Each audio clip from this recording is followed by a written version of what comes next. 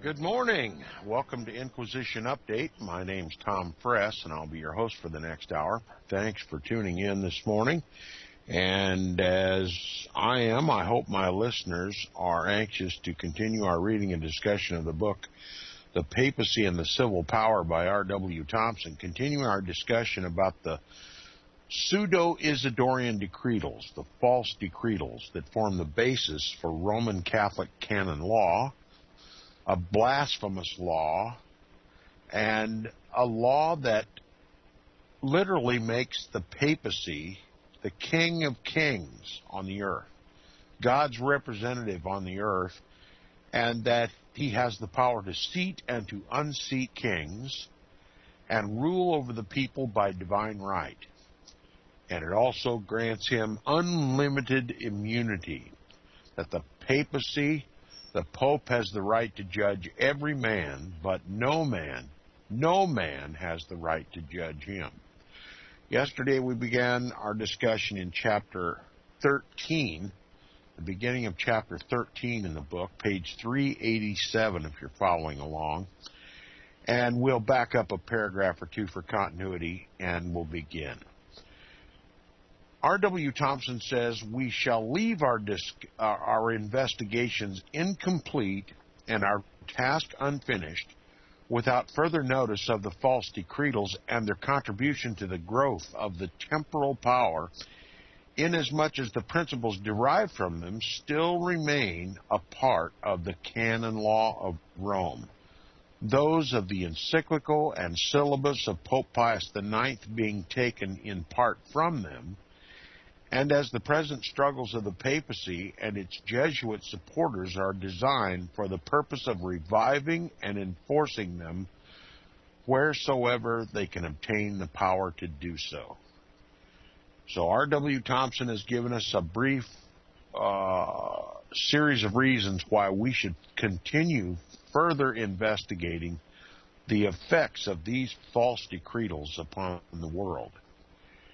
Now, although there were many good and pious Christians among the early popes and clergy of Rome, yet there was enough in the vicious habits of many of them who constituted the priesthood at the time when these decretals are alleged to have been dated to justify the assignment of them to the popes whose names they bear.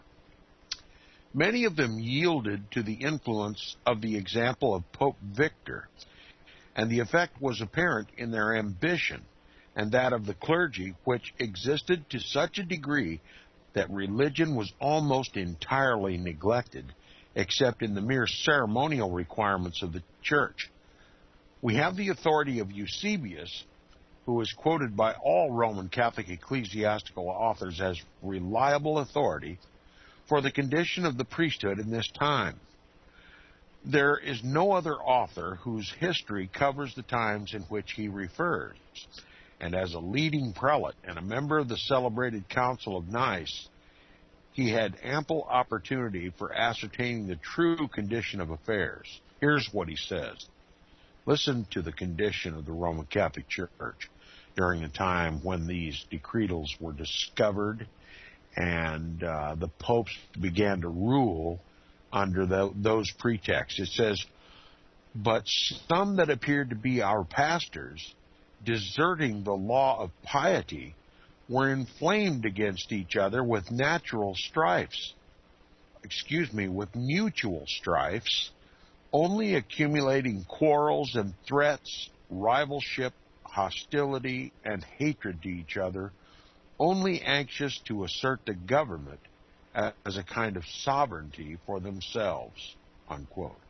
You see what happens when you mix politics and religion? Politics takes the precedent, and there was just a worldly endeavor of the Roman Catholic Church. Lost were any pretext of a religious institution except for just the formal ceremonial aspects. The church was all about extending its power, and there was a lot of infighting, turf wars among the priests and prelates of the Roman Catholic Church. Now, As it is said by Cormenin that Marcellinus, who was pope from the year 304 and has been canonized a saint, even abjured the Christian religion in order to thereby to escape the persecution of the Emperor Diocletian. So here we have a pope in the year 304 AD that was in other words, he renounced Christianity to save himself from persecution from the emperor. So it's not a very dedicated church, is it? And it says, even if these things were not true to the extent alleged, they were sufficiently so beyond all question to have had an injurious influence upon the cause of true piety and to have placed the affairs of the church in an unsettled and precarious condition, the precise extent of which is now exceedingly difficult to ascertain. Now, Eusebius further, in a note here in the book, elaborates upon the condition of the priests and the prelates of the church at this time. In his Ecclesiastical History, Book 8, Chapter 1, he says, at another place, in his Book of Martyrs, when speaking of the prelates of the church, Eusebius says that he had, quote, thought proper to pass by, unquote, other events than those related to him, that is, quote, particularly the circumstances of the different heads of the churches who from being shepherds of the reasonable flocks of Christ did not govern in a lawful and becoming manner, were condemned by divine justice as unworthy of such a charge. In other words, the priests were not at all worthy of leading the flocks of Christ. And it says, moreover, the ambitious aspirings of many to office and the injudicious and unlawful ordinations that took place, the divisions among the confessors themselves, the great schisms and difficulties industriously fomented by the factions among the new members against the relics of the church, devised one innovation after another, and unmercifully thrusted them into the midst of all these calamities, heaping up affliction upon affliction. All this, I say, I have resolved to pass by, judging it foreign to my purpose, wishing, as I said in the beginning, to shun and avoid giving an account of them, unquote. In other words, Eusebius didn't want to even talk about it. It was so shameful. Okay? The conditions that arose in the Roman Catholic Church were disastrous after the promulgation of this canon law based on the pseudo-Isidorian decretals and the turf wars that resulted from it. The earthliness, the worldliness of the Roman Catholic Church became glaringly apparent. Okay? And it ought to be apparent to us today that she's still in the same business. She just uses religion or Christ to deceive the nations and the people. Anyway, we'll continue where we left off, and it says, and this accounts in a large measure for the pertinacity with which these false decretals have been assigned to those times. Their authors well understood at the date of their origin, and their defenders understand now how easy it is to make history and to make it acceptable to the credulous minds, especially where there's no precise detail of facts to expose their falsehoods and assumptions. By all Roman Catholics who accept the teachings of the Church uninquiringly, these decretals are regarded yet as true and genuine, because they have been put forth and endorsed by infallible popes, and because they are so instructed by their bishops and the priests, while the bishops and the priests deliberately employ them as a means of continuing their hierarchical power and authority, and thus gratifying their inordinate ambition. So the only reason that these false decretals survive today is because they lend power and security to the priests. It's the source of all of their ambition. Now, Mosheim, after pointing out how difficult the ecclesiastical system of the 9th century was from that which prevailed in the ancient church, says that the popes found it, quote, necessary to produce the authority of ancient deeds to stop the mouths of such as were disposed to set bounds to their usurpations, unquote. And then he proceeds further. He said, quote, the bishops of Rome were aware of this, and as those means were deemed the most lawful that tended best to accomplish their purposes, they employed some of the most ingenious and zealous partisans in forging, that is,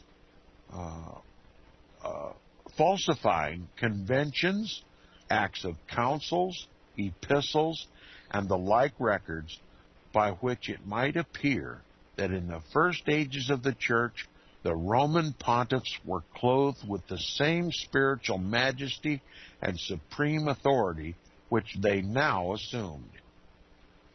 Among these fictitious supports of the papal dignity, the famous decretal epistles, which we've been talking about, as they are called, said to have been written by the pontiffs of the primitive time, deserve chiefly to be stigmatized. They were the production of an obscure writer who fraudulently prefixed them the name of Isidore, Bishop of Seville, to make the world believe that they had been collected by this illustrious and learned prelate. Some of them had appeared in the 8th century, but were now entirely drawn from their obscurity and produced with an air of ostentation and triumph to demonstrate the supremacy of the Roman pontiffs. The decisions of a certain Roman council, which is said to have been holden during the pontificate of Sylvester, were likewise alleged in behalf of this same cause, but this council had not been heard of before the present century, and the accounts now given of it proceeded from the same source with the decretals, and equally authentic, or in other words, an abject fraud. Be that as it may, the decrees of this pretended council contributed much to enrich and to aggrandize the Roman pontiffs, and exalt them above all human authority and jurisdiction, unquote. Dean Millman, one of the most learned and reliable authors of the present time, says, quote, the false decretals do not merely assert the supremacy of the popes, the dignity and the privileges of the Bishop of Rome. They comprehend the whole dogmatic system and discipline of the Church, the whole hierarchy from the highest to the lowest degree, their sanctity and immunities, their persecutions, their disputes, their right of appeal to Rome, but for the two manifest design, the aggrandizement of the See of Rome and the aggrandizement of the whole clergy in subordination to the See of Rome, but for the monstrous ignorance of history, which betrays itself in glaring anachronisms and in the utter confusion of the order of events and the lives of distinguished men, the former awakening keen and zealous suspicion, the latter making the detection of the superiorness of the whole easy, clear, and irrefragable. The false decretals might still have maintained their place in ecclesiastical history. They are now given up by all. Not a voice is raised in their favor. The utmost that is done by those who cannot suppress all regret at their explosion is to palliate the guilt of the forger, to call in question or to weaken the influence which they had in their own day and throughout the latter history of Christianity, unquote. That they are now and have been for many years regarded as forgeries by candid Roman Catholics, even among the ultramontanes, is undoubtedly true. Marchetti says, quote, learned men of great piety have declared against these false collections, which Cardinal Bona frankly calls a quote-unquote pious fraud. Baronius does not as frankly regard them as a fraud. Nevertheless, he would not use them in his ecclesiastical annals, lest it should be believed that the Roman Catholic Church needed suspicious documents to establish her rights. Unquote. Marchetti also says, quote, we may conjecture that Isidore gathered the decretals of ancient popes, which the persecutions of the first centuries had not permitted to be collected, and that, animated by a desire to transmit the collection to posterity, he made such haste that he overlooked some faults and chronological errors, which were afterward corrected by a more exact criticism, unquote.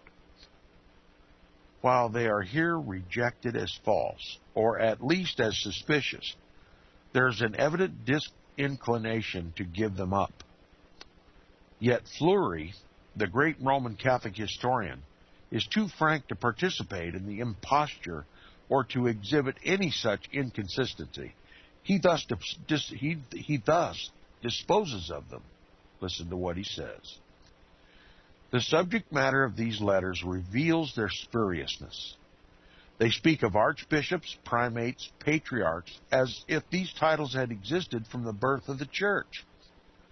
They forbid the holding of any council, even a provisional one, without permission from the Pope, and represent appeals to Rome as habitual. Frequent complaint is therein made of usurpations of the temporalities of the Church. We find there this maxim, quote, that bishops falling into sin may, after having done penance, exercise their functions as before, unquote. Finally, the principal subject of these decretals is that of complaints against bishops. There's scarcely one that does not speak of them and gives rules of making them difficult. And Isidore makes it very apparent in his preface that he had this matter deeply at heart, unquote. So here's another historian that reviewing these decretals simply comes to the conclusion they're fabrications and they are only designed to give the Pope supreme power in the world and immunity from any crime he may commit. Now, the purpose and immediate effect of the false decretals were shown in the last chapter in the encyclicals, decrees, and letters of Pope Nicholas I. It was during his pontificate that they took, quote, their place in the jurisprudence of Latin Christendom, unquote. In other words, the Roman Catholic Church, by becoming an essential part of, quote, the law of the Church, unquote. He introduced them at Rome with true pontifical audacity, and the whole history of his pontificate shows he regarded them as contributing material aid to his ambition. He did not hesitate to employ them, most unblushingly, as a justification for his outrageous blasphemies and usurpations. Now, when it is remembered that he did not become pope until the year 858, that previous to that time nothing of the kind had been known to exist at Rome, and that the assumption of all-absorbing supremacy was based upon these palpable forgeries, he must be a bold man and greatly insensible to shame, who will in this enlightened and inquiring age attempt to excuse or palliate his conduct. Even during his pontifical reign, powerful as he became, the French or Gallican Christians and their bishops were not subdued by his threats of anathema and excommunication. Now, here's a case, as we discussed before, that the French Catholics, the Gallicans as they were called, rebelled against the papacy, especially during this time of the rise and practice of the pseudo-Isidorian decretals and the infallibility of the popes and his right to meddle in the affairs of nations. The Gallican Christians put their foot down, and we're going to talk about that as we continue. It says, even during his pontifical reign, powerful as he became, the French or Gallican bishops were not, someday I'll learn to read. Even during his pontifical reign, powerful as he became, the French or Gallican bishops were not subdued by his threats of anathema and excommunication. After the Synod of Metz in France had sustained the claims of Lothair to his kingdom, which Nicholas was endeavoring to wrestle from him, he tore up its decrees, pronounced it to be, quote, an assembly of brigands and robbers, unquote, and, quote, declared the French prelates to be deprived of episcopal power, unquote. He excommunicated and anathematized all who opposed his measures of his grasping ambition. But Gonthier, Metropolitan of Cologne, Tutgard, Archbishop of Treves, John of Ravenna, and a great number of other bishops addressed him in a letter wherein they called him infamous, a greedy robber, the murderer of Christians, iniquitous and cruel priest, sanguinary wolf, cowardly tyrant, the most infamous of the ministers of the temple of God, shameless cockatrice, venomous serpent, dog, and by other names equally expressive of indignation and contempt, and concluded with these words. Listen to this. Quote, we doubt neither thy venom nor thy bite. We have resolved with our brethren to tear thy sacrilegious decretals, thy impious bulls, and will leave thee to growl forth thy powerless thunders. Thou darest to accuse of impiety those who refuse from love to the faith to submit to thy sacrilegious laws. Thou who castest discord among Christians, thou who violatest evangelical peace, that immortal mark which Christ has placed upon the forehead of his church. Thou, execrable pontiff, who spits upon the book of thy God, thou darest to call us impious. How then wilt thou call the clergy which bends before thy power, thus unworthy priest, vomited forth from hell, and whose forehead is of wax, their heart of steel, and their sides are formed of the wine of Sodom and Gomorrah? Go to, these ministers are well made to crawl under thy abominable pride in thy Rome, frightful Babylon, which thou callest the holy city, eternal and infallible. Go to thy cohort of priests, soiled with adulteries, incest, rapes, and assassinations, as well worthy to form thy infamous court. For Rome is the residence of demons, and thou, Pope, thou art its Satan. Unquote. Pretty harsh words for the Pope of Rome, who declares to be the vicar of Christ. But these Gallican Christians stood up.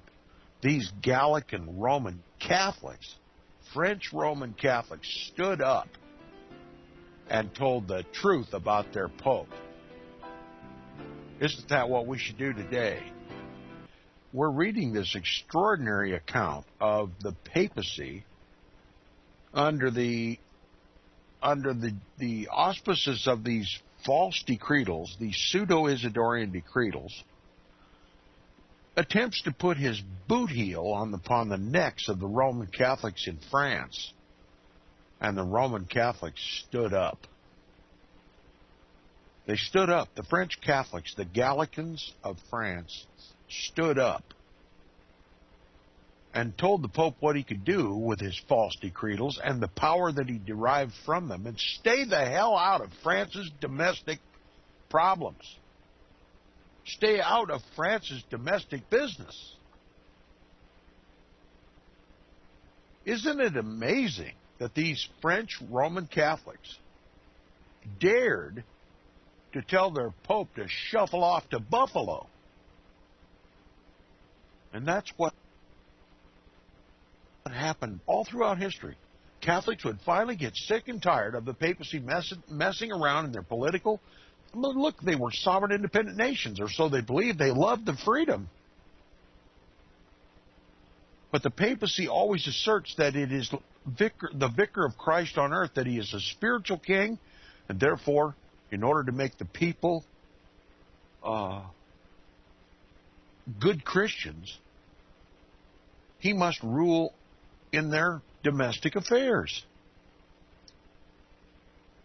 under the pretense that it is his divine right to rule the world. The King of Kings and Lord of Lords.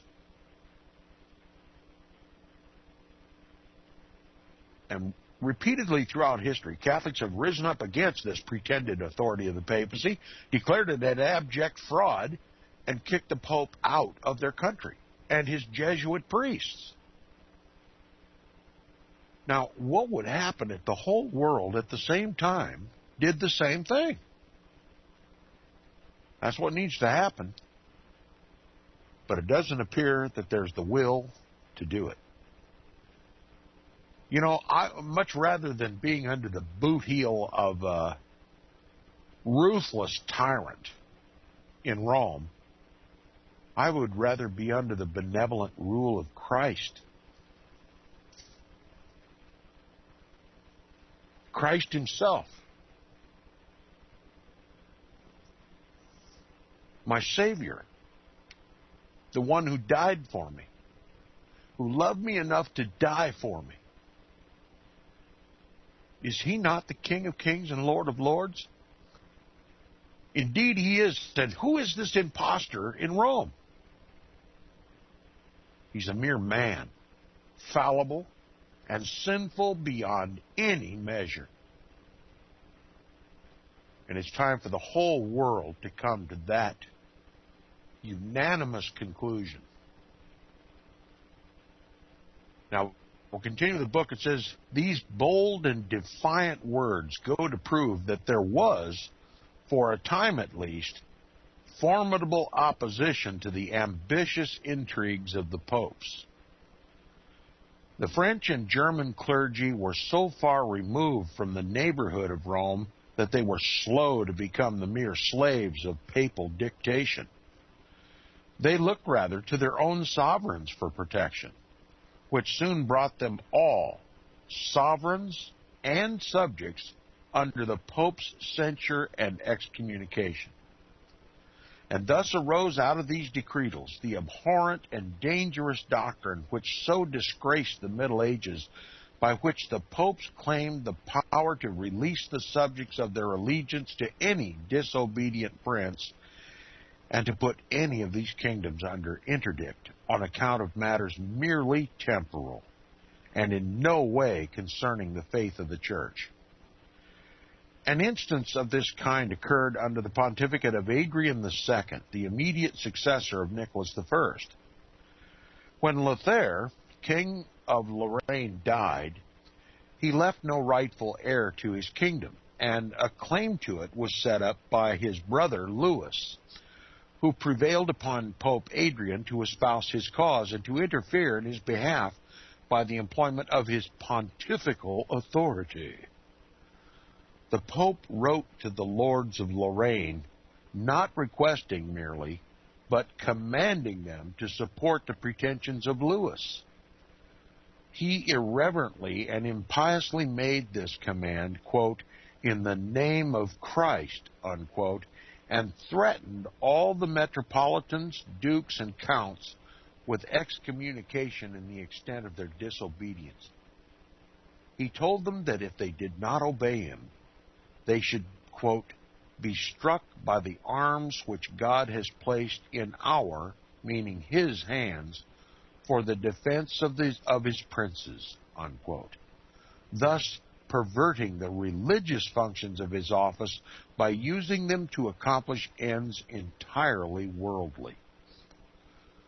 Charles the Bald, in the meantime, seized upon the dominions of Lothair and was crowned king of Lorraine with the consent of the people and by the bishops of the kingdom. Pope Adrian was greatly incensed, as you might well imagine. He declared that all who should assist Charles in his diabolical usurpation, quote, would fall under anathema and be given up to the companions of the devil, unquote.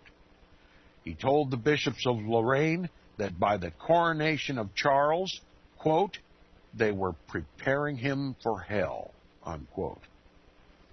While he did not accomplish anything by this impertinent intermeddling with the affairs of a government over which he had no legal control, yet he exhibited the purpose to interpose his pontifical power between Charles and his subjects, and thus to make himself master of their temporal affairs. That he did it under the claim of authority assumed by previous popes and affirmed by the false decretals, there's no reason to doubt. Milman says, quote, he quoted against the king the irrefragable authority of passages from the pseudo-Isidorian decretals, unquote. That is, from the pretended letters of Popes Lucius and Stephen. And thus these miserable forgeries began early to bear their natural fruit. So strongly did Adrian rely upon them, these false decretals, to sustain his presumptuous demands, that he ventured to censure Charles for having dared to insult his pontifical authority and for not having prostrated himself at the feet of his legates. His letter to him concludes thus, quote, impious king, we order thee to retire from the kingdom of Lorraine and to surrender it to the Emperor Louis. If thou refusest submission to our will, we will ourselves go into France to excommunicate thee and to drive thee from thy wicked throne, unquote. King of Kings, right? Now, finding Charles unmoved by his threats, Adrian sent legates to France to excite Carloman, the king's son, to revolt against his father, a favorite mode of procedure with popes of that age, and which they tried to justify to themselves and to the world upon the ground that the good of the church required it, and therefore that God approved it. Carloman willingly entered into the papal plans, but he was arrested by Charles the Bald before they were carried into execution and severely punished. Charles then sent the Pope's legates back to Rome and accompanied by his own ambassadors who bore a letter from Hinchmar, Archbishop of Reims, on his own behalf and that of the French bishops, in which Adrian was severely censured and given to understand in plain and most emphatic terms that neither his anathemas nor his excommunications would prevent Charles from holding on to the kingdom of Lorraine. At this, the Pope became perfectly infuriated and immediately wrote to Charles, calling him an execrable prince, ordered him to the surrender of Lorraine to Carloman, whose treason he had already excited, and informed him that if he did not, he would send his legates into the accursed kingdom to deal with him as he should think proper. He commanded the French lords not to take up arms in defense of their king, the French bishops not to obey his orders, all under the penalty of excommunication and eternal damnation. Turned the army against him. Turned the bishops against him. See how the popes abused their temporal power, of which they have none by authority of Christ? It says Charles now became irated, quote, by the audacity and insolence of this letter, unquote, and instructed Archbishop Hinchmar to give the Pope to understand in unmistakable terms and without further equivocation that he would no longer submit to his unwarrantable interference with the domestic affairs of France. Among other things, Hinchmar's letter in behalf of the king contained these strong words, quote, "We are established by God sovereign over the people and are armed with a twofold sword to strike the wicked and defend the good," unquote. Bold as the Pope was and secure as he felt himself to be in that ignorant and superstitious age under the protection of the false decretals, he now became alarmed at the intrepidity of the King of France. He knew that Hinchmar had counseled the king to separate France from Italy, on account mainly of the controversy between the Pope and the Gallican Christians, and he greatly dreaded this result on account of the fact that the withdrawal of the French protection would expose Rome to powerful and vindictive enemies in other directions. He was anxious to hold on to France by means of the alliance formed by his predecessors with Pepin and Charlemagne, and govern its kings, at least to the extent of being able to employ their military strength in defense of the papacy. But finding Charles not disposed to bow before him, either his courage failed him, or he resolved upon practicing such duplicity as other popes besides him have well understood how to employ. In this art he was a perfect adept. Consequently, he immediately retracted everything he had said against Charles in a letter which, as a specimen of papal insincerity and hypocrisy, has scarcely a parallel. It shows how unreliable has been the judgment of at least one of the great popes about the duty which men owe to God. What it is one day is not the next, according as the Pope's view of temporal policy may change, or as the papacy is the gainer or the loser. Here's what he said to the king, quote, "Prince Charles, we have apprised thy virtuous persons that you are the most zealous protector of the churches in the world, that there exists not in your eminent kingdom any bishopric or monastery on which you have not heaped wealth. And we know that you honor the see of St. Peter, and that you desire to spread your liberality on his vicar, and to defend him against all his enemies. We consequently retract our former decisions, recognizing that you have acted with justice in punishing a guilty son of a prelatical debauchee, and in causing yourself to be declared sovereign of Lorraine and Burgundy. We renew to you the assurance that we, the clergy, the people, and the nobility of Rome, wait with impatience for the day on which you shall be declared king, patrician, emperor, and defender of the church. We, however, beseech you to keep this letter secret from your nephew, Louis." Oh, hypocrisy knows no bounds in the papacy.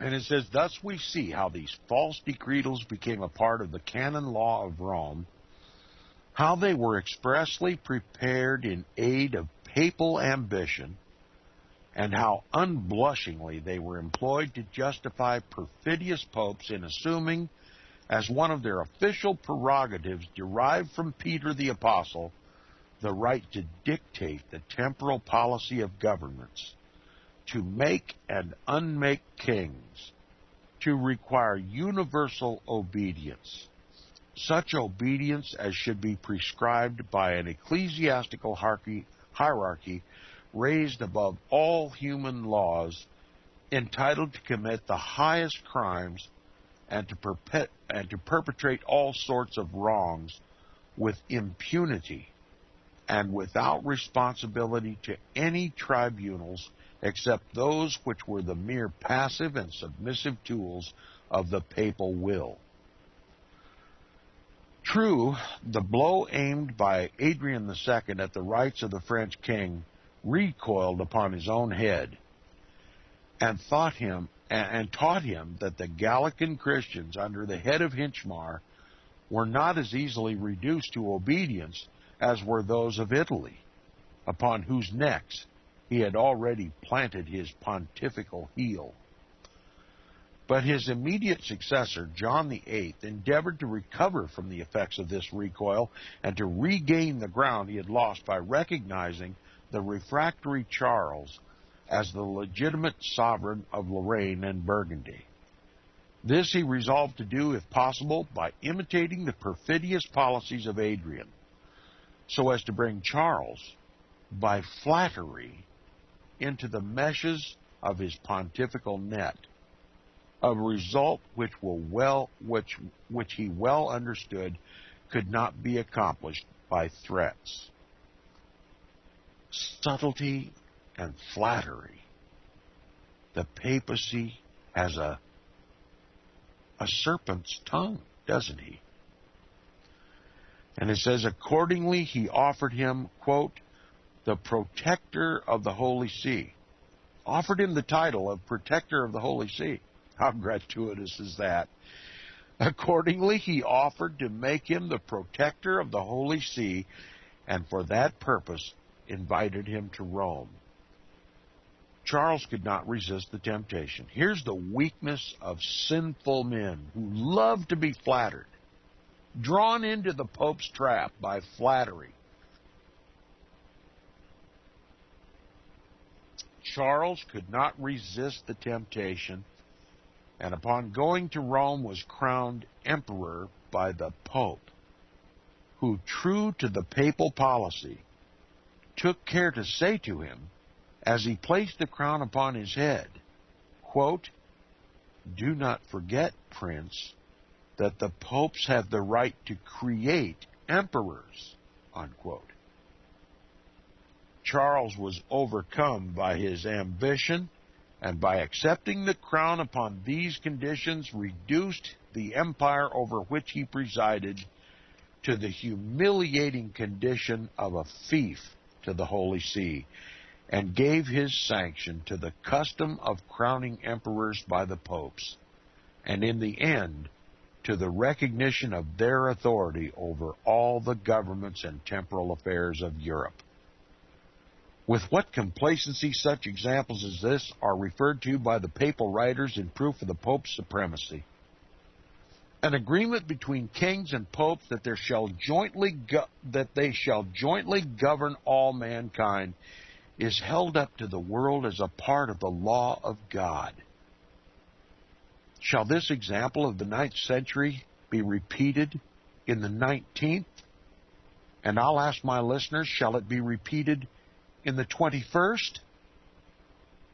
Or shall those who are now seeking to repeat it be rebuked by the voice of popular indignation, which shall ring in the ears so long as they shall live? But the end sought for was only reached by slow degrees and by gradual usurpations. It took many years of severe struggle on the part of the popes to consummate it, by the abolition of the old and the introduction of the new ecclesiastical system founded upon the pseudo-Isidorian decretals. It required the combined intellect, courage, and unbending will of the three great popes, Gregory VII, Alexander III, and Innocent III, to do what all the other popes were unable to accomplish.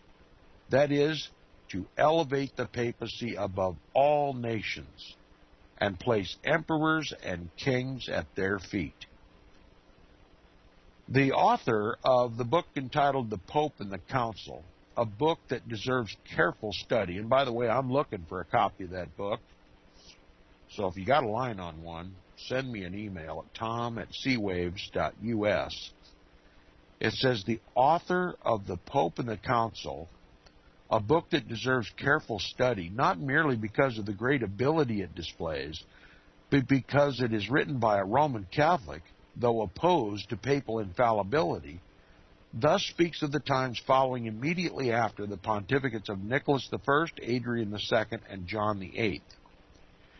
Quote, nearly 3 centuries passed before the seed sown produced its full harvest.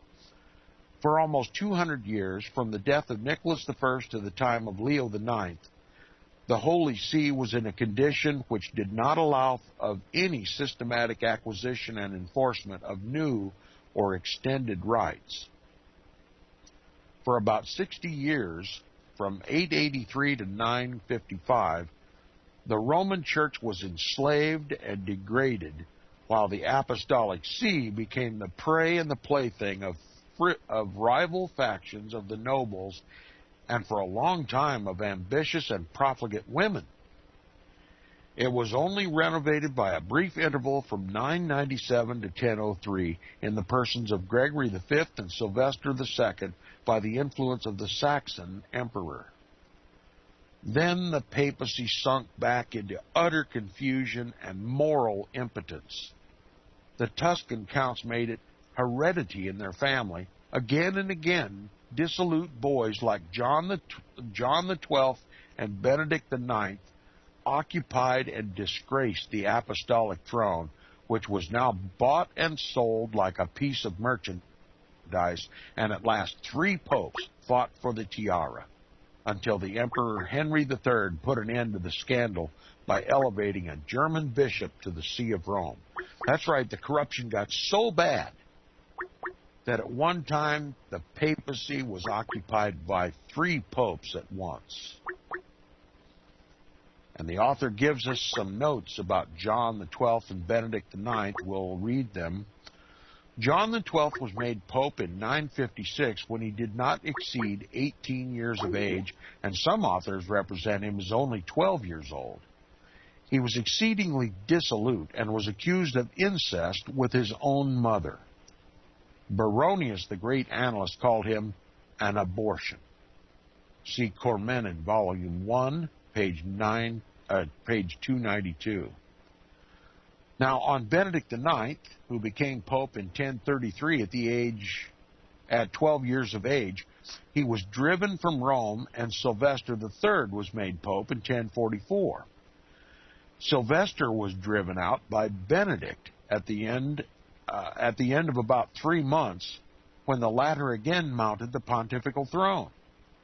He then sold the tiara for 15,000 pounds of gold to John the 20th, who entered upon the pontificate in 1045. Benedict soon dissipated the money when he retook the chair of Peter from John, thus making 3 quote-unquote vicars at the same time. They finally agreed to hold their orgies together and, quote, filled Rome with adultery, robbery, and murder, unquote, and finally united in selling the pontificate to Gregory VI and concluded the bargain, quote, on the very altar of Christ itself, unquote. Clement II succeeded Gregory VI when Benedict IX, at the head of the troop of brigands, again seized the throne. The emperor then made Damasus II pope, and Benedict, getting rid of him by poison in a few days, once more placed the tiara upon his brow. The Emperor of Germany then put an end to these disgraceful scenes by giving the pontificate to Leo IX. This is the papacy, the history of the papacy. The papacy bought and sold like a cow.